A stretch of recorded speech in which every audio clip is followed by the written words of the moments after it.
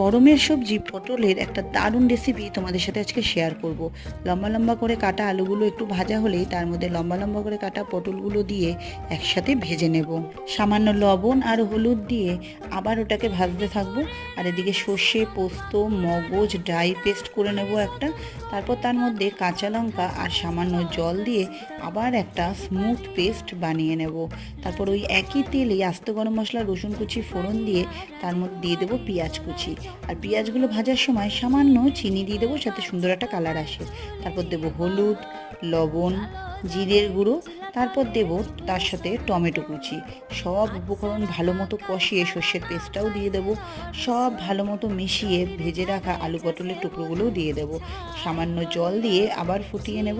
তারপর তৈরি হয়ে যাবে আমাদের আলু পটলের একটা অসাধারণ রেসিপি, যেটা সর্ষে পোস্ত দিয়ে তৈরি। তোমরাও ট্রাই করতে পারো।